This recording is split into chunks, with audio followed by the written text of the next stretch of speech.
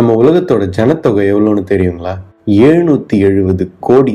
இப்படியே போச்சுன்னா ஒரு 20-30 வருஷத்துல கண்டிப்பா 1000 கோடியை ரீச் பண்ணிடுவோம். அப்படி நடந்துச்சுன்னு வச்சுக்கோங்களேன், நமக்கு இருக்கக்கூடிய முதல் பிரச்சனை உணவு பற்றாக்குறையா தான் இருக்கும். ஏன்னு பாத்தீங்கன்னா, இப்ப உற்பத்தி செய்யற உணவு அளவை விட 2 மடங்கு அதிகமா செய்ய வேண்டிய ஒரு கட்டாயம் ஏற்படும். இப்பவே விவசாயத்துக்கு நிறைய பிரச்சனை வந்துட்டு இருக்கு.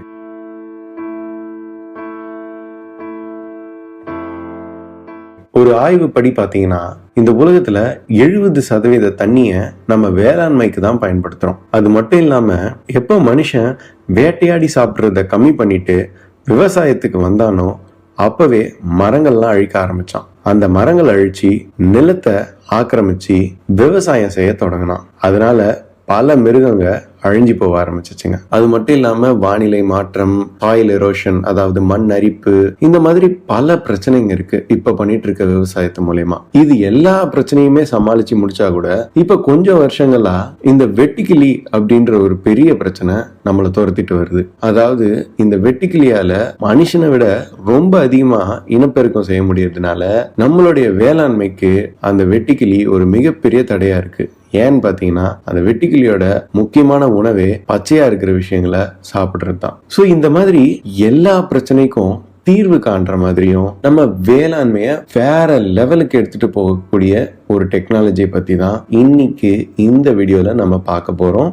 நாம அந்த வேளாண்மையை வளர்க்கக்கூடிய தொழில்நுட்பத்தை பத்தி தெரிஞ்சுக்கிறதுக்கு முன்னாடி ஒரு பிளான்ட், அதாவது செடி இல்லனா ஒரு கிராப், பயிர் எப்படி வளருது அப்படின்றதுக்கு பின்னாடி இருக்கக்கூடிய அறிவியலை பார்த்துடலாம். ஒரு பயிர் வளர்றதுக்கு முக்கியமா தேவைப்படக்கூடிய 2 விஷயம் H2O அழைக்கப்படுற வாட்டரும் CO2 அழைக்கப்படுற கார்பன் டை ஆக்சைடும் தான். இந்த H2Oவும் CO2வும் சேர்ந்து நம்ம பயிருக்கு ஒரு குளுக்கோஸை உருவாக்கும். அந்த குளுக்கோஸ் எனர்ஜியா கன்வெர்ட் ஆகி நம்ம பயிருக்கு போறதுனால மட்டும்தான் அந்த பயிருங்க வளருது. இந்த குளுக்கோஸ் எனர்ஜியா கன்வெர்ட் ஆகுற அந்த ஒரு ப்ராசஸ்க்கு பேரு தான் போட்டோசிந்தசிஸ் அப்படின்னு சொல்லுவாங்க. இந்த போட்டோசிந்தசிஸ் நடக்கிறதுக்கு முக்கியமான காரணம் சூரிய வெளிச்சம் தான். இது மட்டும் இல்லாம அந்த மண்ணில் இருக்கக்கூடிய நியூட்ரிஷன்ஸ், அதாவது உரம் முக்கிய பங்கு வகிக்குது. இப்ப நீங்க பண்றீங்கன்னு வச்சுக்கலாம். உங்களுக்கு 4 முக்கியமான விஷயம் தேவைப்படும். 1 நிலம், எங்க நீங்க விவசாயம் பண்றீங்க அப்படின்றது. 2வது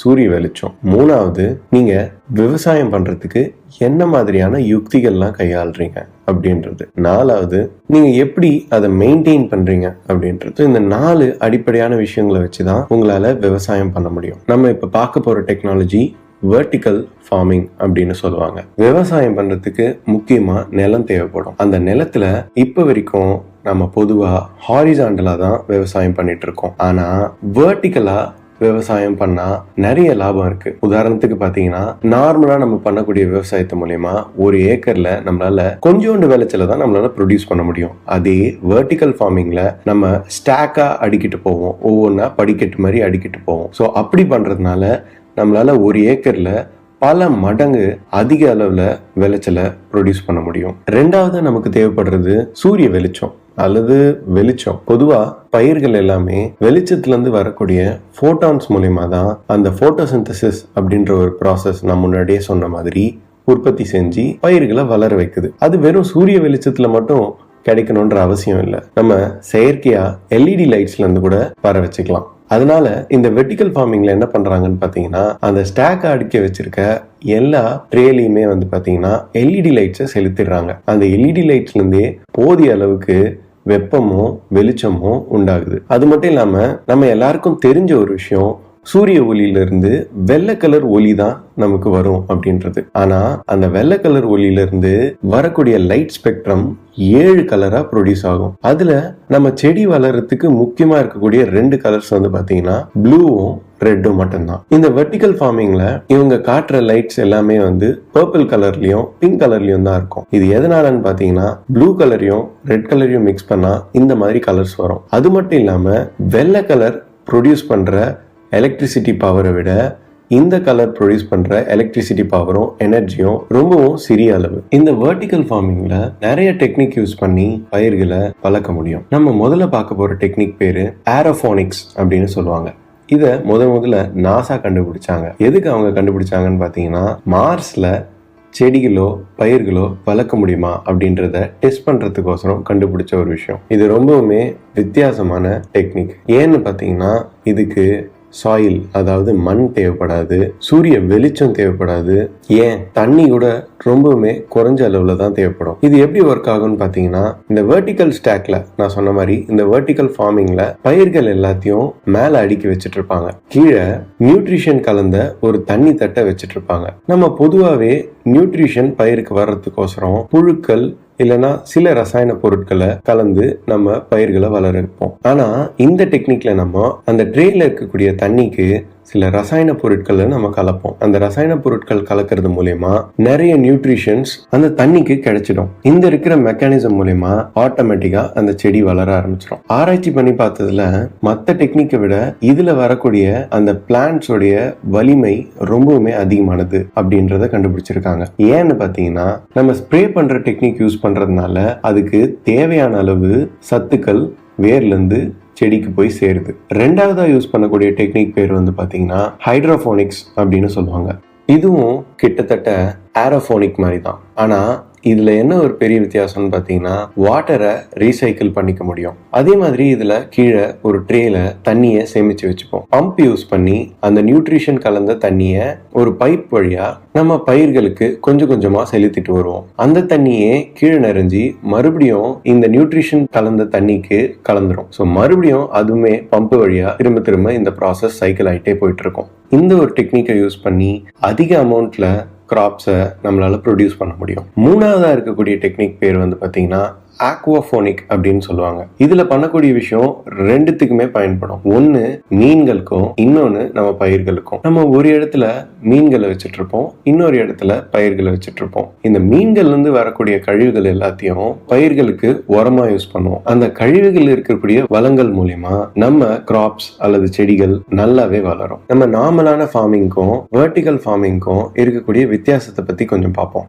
நம்ம நார்மலான ஃபார்மிங்ல 1 மீட்டர் ஸ்கொயர்ல 3 கிலோ கீரையை உற்பத்தி செய்ய முடியும். அது மட்டும் இல்லாம 1 கிலோ கீரையை உற்பத்தி செய்யறதுக்கு நமக்கு குறைஞ்சது 200 லிட்டர் தண்ணியாச்சு தேவைப்படும். நம்ம பண்ணக்கூடிய வேளாண் பொருட்கள் எல்லாமே கிராமங்கள்ல தான் இருக்கும். அதை கிராமங்கள்ல இருந்து எடுத்துட்டு போய் நகரத்துல சேர்க்கறதுக்கு டிரான்ஸ்போர்ட் செலவும் நிறைய ஆகும். அண்ட் இன்னொரு பக்கத்துல வெர்டிகல் ஃபார்மிங்ல பாத்தீங்கன்னா அவுட்டோர்ல தான் விவசாயம் பண்ணணும்னு அவசியமே இல்லைங்க, இன்டோர்ல கூட பண்ணிக்கலாம். அது மட்டும் இல்லாம இதே உதாரணத்தை எடுத்துக்கிட்டோம்னா 1 மீட்டர் ஸ்கொயர்ல 85 கிலோ கீரையை உற்பத்தி செய்ய முடியும் வெறும் 1 லிட்டர் தண்ணிய யூஸ் பண்ணி. அது மட்டும் இல்லாம நம்ம இன்டோர்லயே பண்ணலாம் அப்படின்னும் போது இந்த விஷயம் கிராமத்துல மட்டும் பண்ணணும்ன்ற அவசியம் இல்லை, சிட்டிங்கள்லையுமே பண்ணிக்கலாம். சிட்டிங்கள்ல பண்ணும்போது நம்மளுடைய கடைங்களுக்கோ இல்ல மளிகை கடைங்களுக்கோ போய் சேர்றதுக்கு ரொம்பவும் கம்மியான டிராவல் காஸ்ட் தான் ஆகும். நான் வெர்டிகல் ஃபார்மிங்ல இவ்வளோ விஷயம் சொன்னதை வச்சு உங்களுக்கு ஒரு கேள்வி கண்டிப்பா மனசுல வந்திருக்கும். வெர்டிகல் ஃபார்மிங் பண்றதுக்கு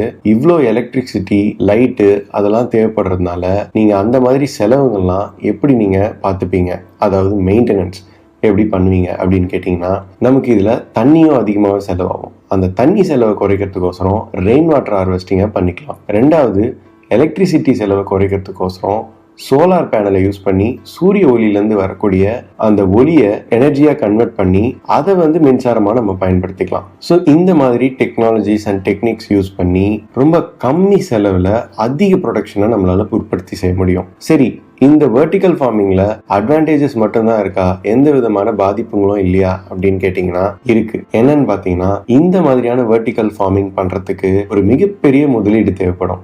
என்னதான் ப்ரொடக்ஷன் அதிகமா நமக்கு கொடுத்தாலும் முதலீடு நமக்கு ரொம்பவுமே அதிகமா தேவைப்படுது. இந்த மாதிரியான முதலீடுகள்லாம் இப்ப இருக்கக்கூடிய வேளாண் குடிமக்களால கண்டிப்பா பண்ண முடியாது. ஸோ இந்த மாதிரியான விஷயம்லாம் ஃபியூச்சர்ல வந்தாலுமே ஒன்னு கவர்மெண்ட் எடுத்து நடத்தணும், அப்படி இல்லைன்னா பிரைவேட் கம்பெனிஸ் எடுத்து நடத்துவாங்க. இதை கேட்டதும் உடனே தம்பிங்கள்லாம் வேளாண் குடிமக்களை அழிக்கக்கூடிய தொழில்நுட்பம் எங்களுக்கு தேவையில்லைன்னு கிளம்பி வந்துடாதீங்க.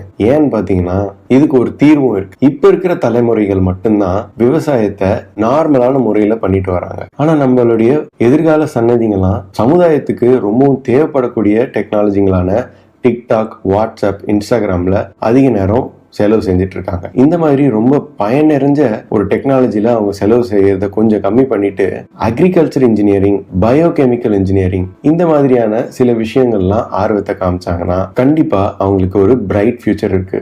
ஏன்னு கேட்குறீங்களா?